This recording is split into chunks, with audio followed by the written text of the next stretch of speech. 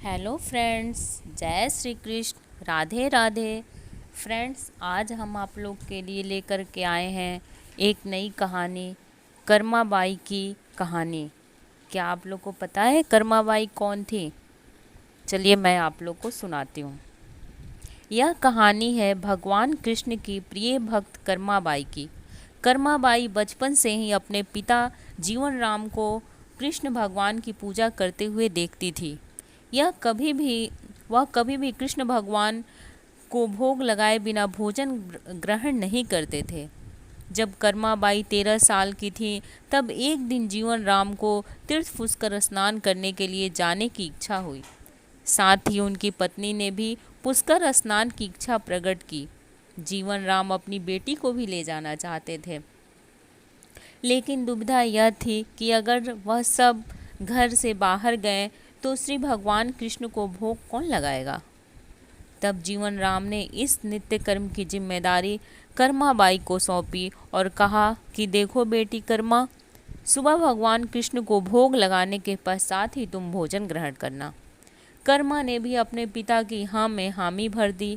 अगले दिन सुबह कर्माबाई ने उठकर सबसे पहले गुड़ और घी डाल के बाजरे का खिचड़ी बनाया और भगवान कृष्ण की मूर्ति के सामने रख दिया और बोली, भगवान मैंने आपका भोग रख दिया है, आपको जब भूख लगे तब खा लेना, तब तक मैं घर के काम पूरे कर लेती हूँ। इतना कहकर कर्मा अपने घर कामों में जुट गई।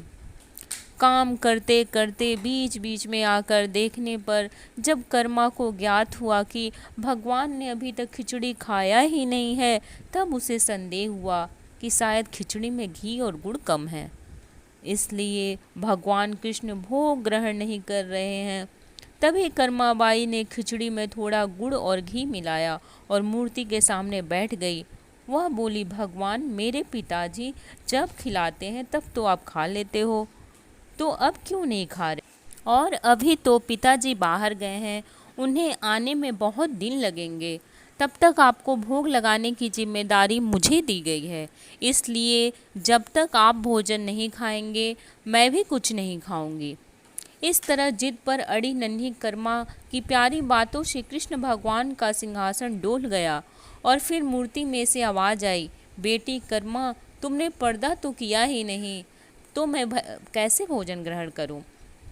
तब कर्माबाई ने मूर्ति के आगे अपनी चुनरी का पर्दा किया और कुछ ही समय में कृष्ण मूर्ति के सामने रखी खिचड़ी की थाली खाली हो गई।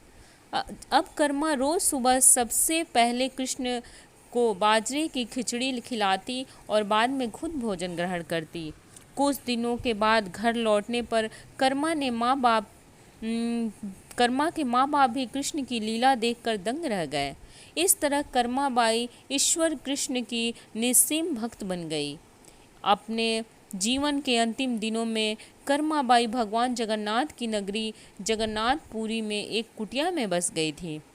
वहाँ पर एक दिन कर्माबाई की कुटिया के सामने एक तेजस्वी कांति वाला बालक आया और उसने कर्माबाई से कहा, मुझे भूख लगी है, माँ खाना दो। उस वक्त भी कर्मा अपने भगवान कान्हा को खिचड़ी का भोग लगा रही थी। कर्मा ने उस बालक को भी खिचड़ी खिलाया। उसके बाद से वही बालक हर रोज कर्मा के हाथ का खिचड़ी खाने आता था। यह सिलसिला कई वर्षों तक चलता रहा।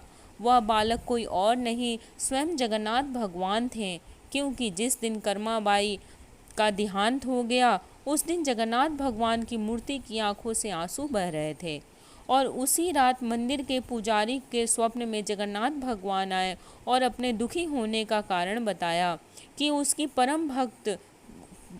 परम प्रिय भक्त कर्माबाई गोलोक सिधार गई है। मैं रोज सुबह उसके हाथ की खिचड़ी खाता था, अब मुझे खिचड़ी कौन खिलाएगा? अगले दिन से मंदिर के पुजारी ने निर्णय लिया, भगवान को रोज बाजरे की खिचड़ी का भोग लगेगा और उस भोग का नाम दिया गया कर्माबाई की खिचड़ी। जय श्री कृष्ण, राधे राधे। दोस्तों, अगर मेरी कहानी आप लोगों को पसंद आती है तो लाइक करें, शेयर करें, सब्सक्राइब करें और हाँ, मुझे कमेंट करके ज़रूर बताएं ताकि मैं आपके पसंद के अनुरूप और भी कहानियाँ आप लोग को सुना सकूं। जय श्री कृष्ण। राधे राधे।